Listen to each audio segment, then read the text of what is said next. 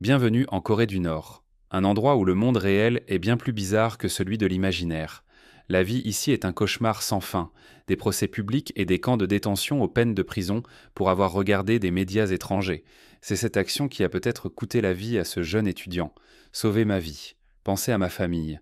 Un petit nombre d'atrocités ont échappé à l'emprise stricte de la censure, exposant l'horrible réalité au public, tandis que la majorité des atrocités restent enfouies. Accompagnez-nous alors que nous explorons 20 vidéos terrifiantes qui ont été smuggled des profondeurs sombres et secrètes de la Corée du Nord. Numéro 20. Femmes de la circulation. La scène d'ouverture présente les rues animées du centre-ville de Pyongyang, rendues pour donner l'impression d'un paysage urbain vivant.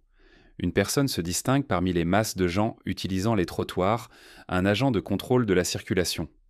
Son expression calme est capturée par la caméra alors qu'elle utilise soigneusement son drapeau et siffle comme si elle dirigeait la circulation et les piétons.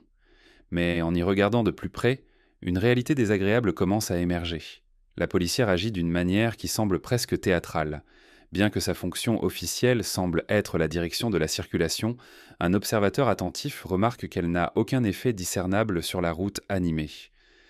Les voitures continuent leur parade inébranlable, indifférentes quant à ces mouvements, et les piétons traversent les rues avec une indifférence bien rodée. Les discussions sur des spectacles fabriqués et des spectacles faux sont partout, et les spéculations grandissent. L'observateur réalise que ce qu'il est en train de voir n'est pas une exposition authentique de fonctionnalités urbaines, mais plutôt une façade soigneusement construite. Une farce conçue pour dissimuler les véritables conditions de vie à l'intérieur de la ville fortifiée de la Corée du Nord. On sait que la direction a une prédilection pour organiser habilement des ruses élaborées afin de tromper les observateurs étrangers, dépeignant une image de prospérité et d'ordre alors qu'en réalité, le chaos et la privation règnent souvent. La scène montrée dans le film est un puissant rappel de l'étendue à laquelle les gouvernements autoritaires iront pour maintenir leur récit méticuleusement construit. Numéro 19. Visite guidée de propagande. Les visiteurs sont escortés à travers des sites soigneusement sélectionnés dans le récit étroitement contrôlé d'une visite en Corée du Nord, dirigée par des escortes nommées par le gouvernement dont le travail est de façonner la perception de leurs pays éloignés. Un aperçu d'un tel voyage, conduit par une fonctionnaire du gouvernement nord-coréen, est fourni dans cette vidéo.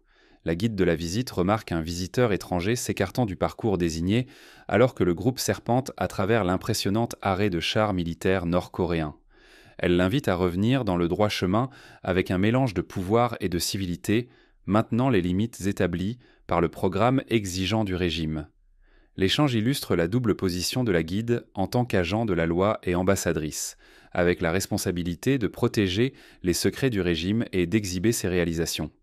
Elle raconte une version tempérée de l'histoire, truffée de révisionnisme et de propagande, dans laquelle la Corée du Nord défait les États-Unis.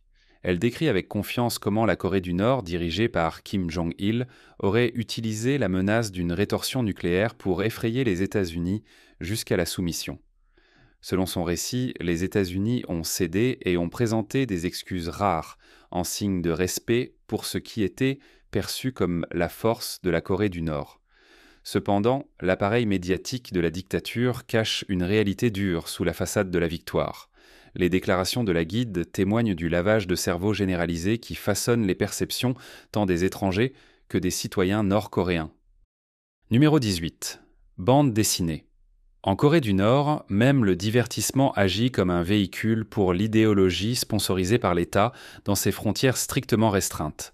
Les bandes dessinées deviennent juste un autre moyen d'endoctriner la population et d'influencer l'esprit collectif dans un pays où l'accès aux médias extérieurs est fortement restreint.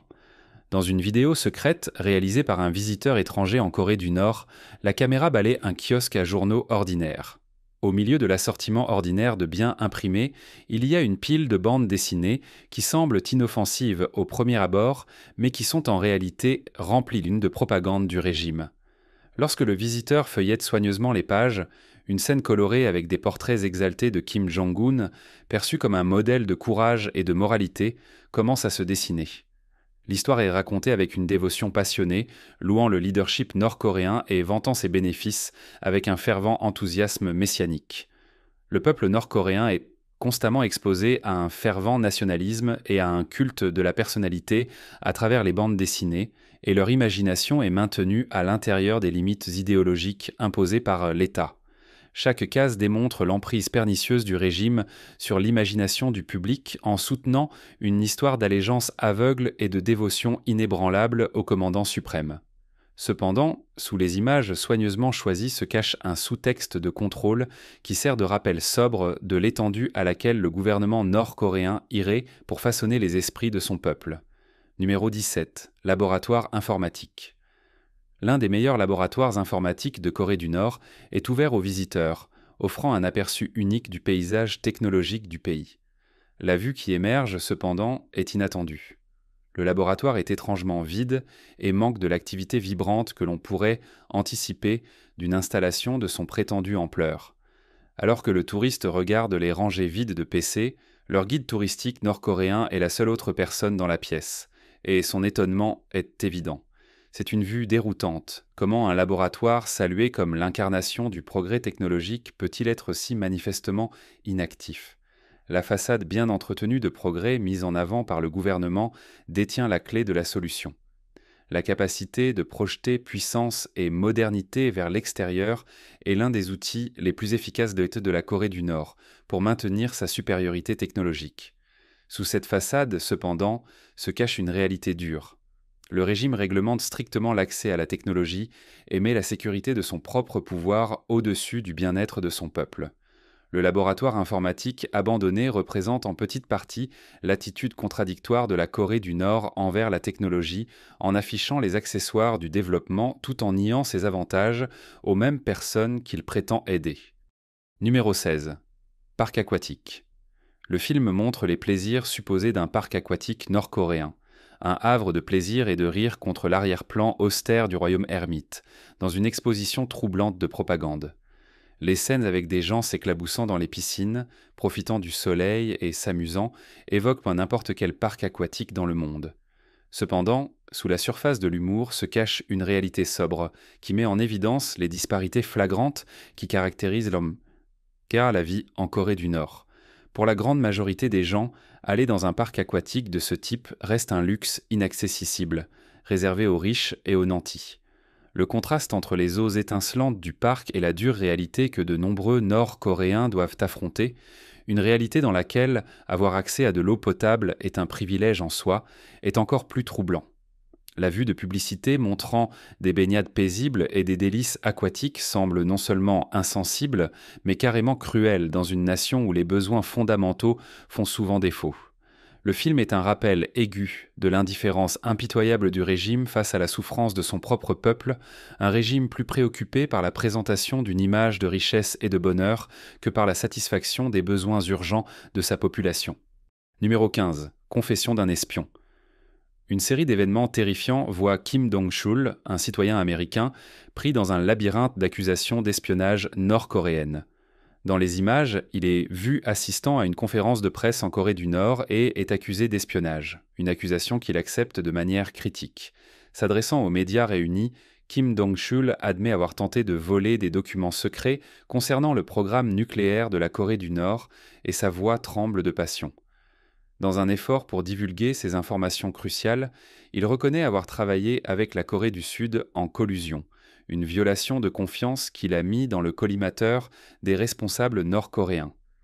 Alors que Kim Dong-chul parle à sa famille et exprime son profond regret pour la honte que ses actions leur ont causée, des larmes coulent sur son visage. Dans un acte déchirant de vulnérabilité, s'il est un jour libéré, il promet de lancer une campagne pour promouvoir les qualités de la Corée du Nord. Mais sous les larmes et le remords, il y a une réalité plus profonde cachée par le poids de la force et de la dureté. Il existe une suspicion généralisée que la confession de Kim Dong-chul a été extorquée pour servir les objectifs de propagande du régime nord-coréen.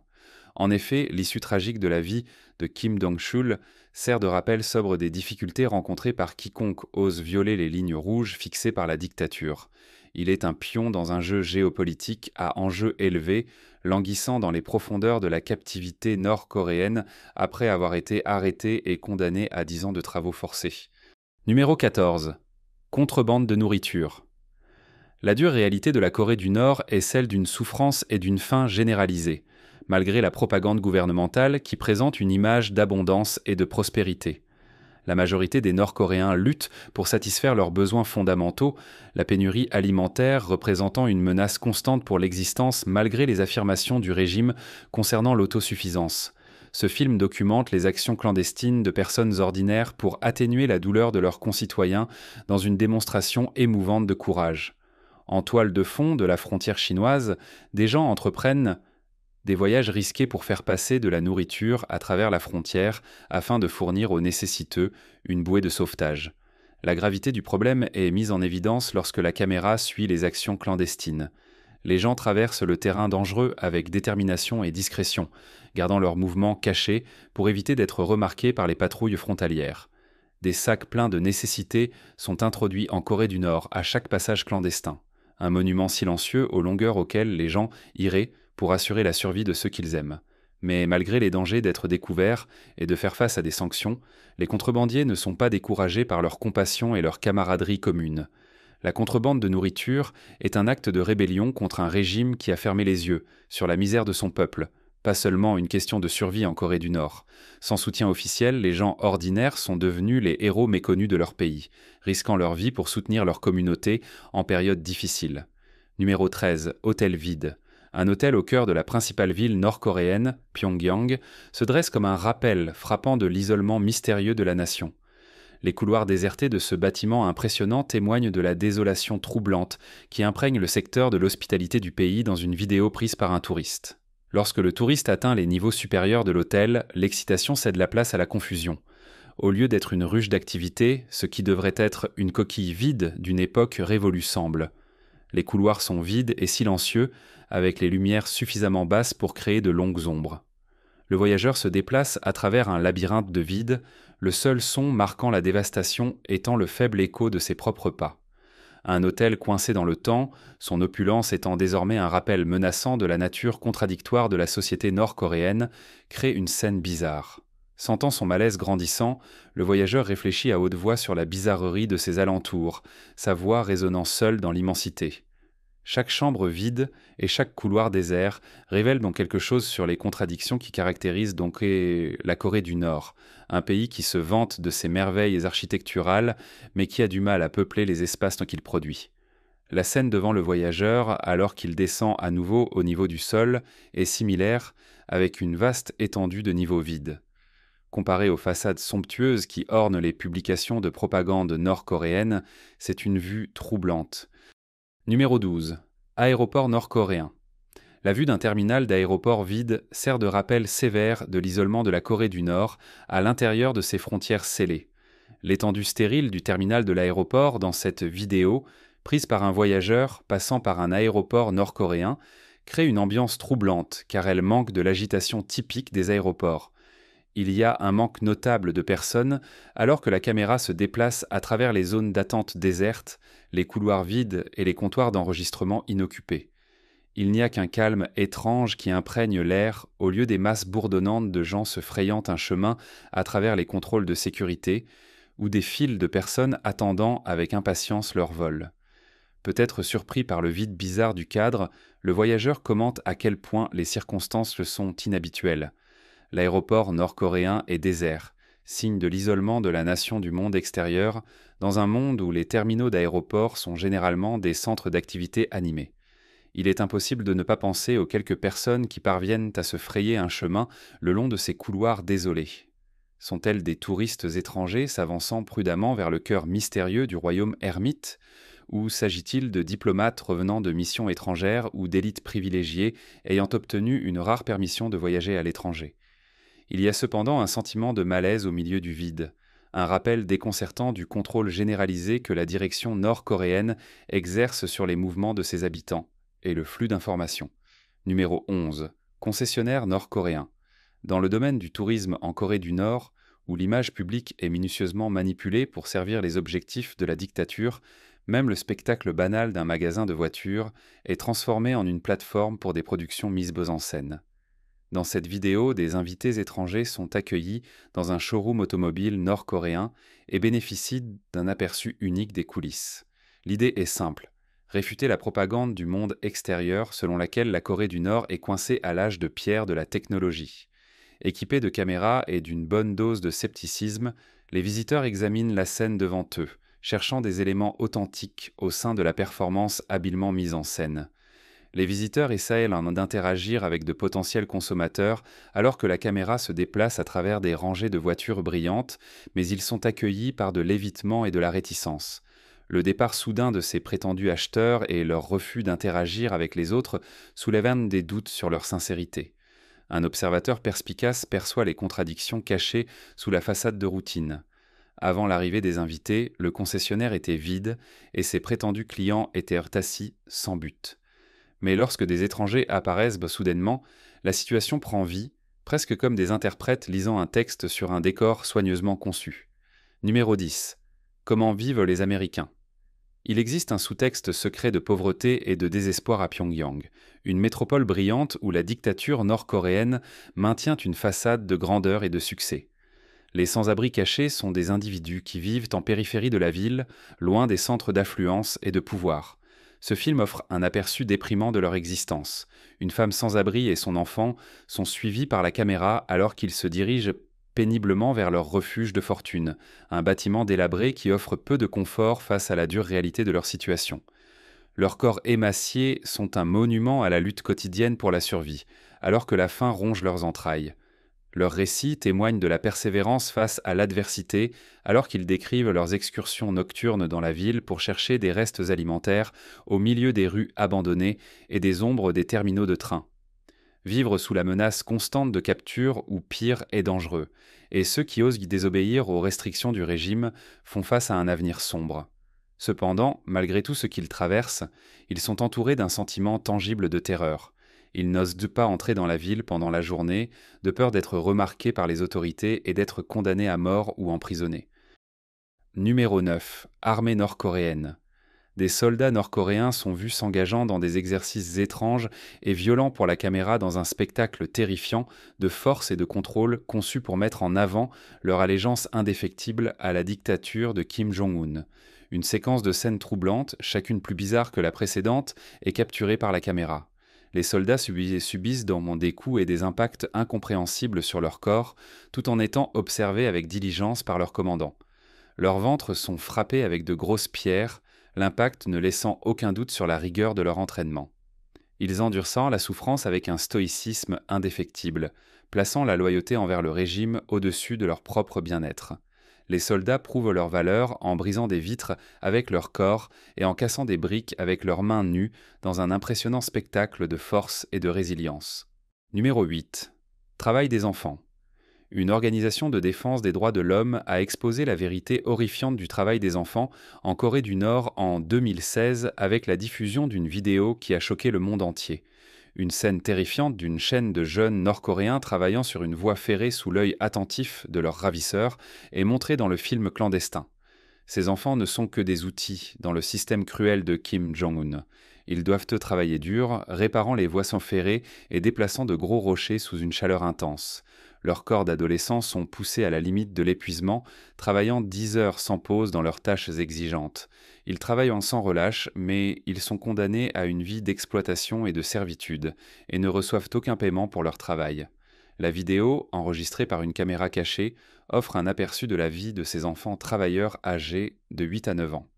Ils sont malnutris et ont perdu tout sens de la jeunesse, souffrant de leur chaîne de manière stoïque, leur innocence leur ayant été volée par la brutalité de leurs ravisseurs. Des enfants aussi jeunes que 11 ans sont montrés forcés à travailler comme esclaves dans la station de ski huppé de Kim Jong-un dans une autre vidéo troublante. Leurs petits corps tremblent d'épuisement alors qu'ils pellettent la neige pendant des heures dans des conditions de froid extrême. Ils travaillent sous l'œil vigilant de gardes armés, leurs espoirs de liberté écrasés sous le talon de l'oppression. Numéro 7. Sans-abri.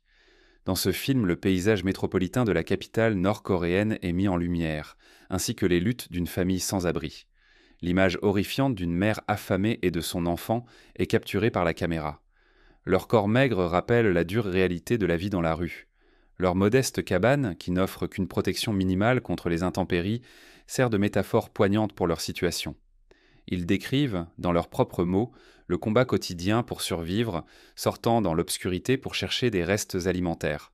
Cependant, la menace du danger est toujours présente, les obligeant à se cacher tout au long de la journée pour éviter la fureur des autorités. Ils ont visiblement peur car ils savent qu'une seule erreur pourrait entraîner la prison, l'arrestation ou pire. Les sans-abri sont parmi les personnes les plus vulnérables dans un système où les droits de l'homme sont souvent bafoués et l'opposition sévèrement punie. Leur souffrance est cachée aux yeux du public. Cela rappelle sobrement les disparités flagrantes qui caractérisent la vie en Corée du Nord, alors que la caméra balaie le paysage urbain, contrastant les gratte-ciel brillants avec les environs sales des sans-abri. Il y a une vérité plus sombre cachée derrière la façade de richesse, une vérité qui nécessite l'attention et l'action de la communauté internationale. Numéro 6. Lutte dans le train nord-coréen. Il y avait le chaos sur le quai alors que l'assistant nord-coréen, pris de court par ce retournement soudain des événements, essayait de comprendre quoi faire. Il jeta un regard prudent à droite, puis à gauche, essayant de déterminer où la rampe devait aller maintenant que le train avait raté sa cible. Après une brève période d'incertitude, le train commença à reculer lentement pour s'aligner avec le tapis rouge qui l'attendait. Un alignement parfait fut atteint avec une précision excruciante, mettant en scène l'arrivée dramatique de Kim Jong-un. Alors que tout le monde attendait dans le suspense, la rampe fut abaissée et la porte s'ouvrit pour révéler Kim Jong-un, élégant dans un manteau noir et un chapeau fedora. Même si le problème logistique causa un léger retard, son arrivée marqua le début d'une importante occasion diplomatique. L'incident fut l'objet de commentaires acerbes et humoristiques, après avoir été documenté par la caméra et largement diffusé sur les réseaux sociaux. Après l'incident, les utilisateurs de Twitter se sont précipités, incorporant humour et critique dans leurs publications. Numéro 5. Évasion en voiture. Oh a réalisé une évasion audacieuse de la Corée du Nord le 13 novembre 2017 qui est devenue virale et a défié les probabilités. Il prit la route à la recherche de liberté, se dirigeant directement vers la ligne de démarcation militaire qui sépare la péninsule coréenne en nord et sud.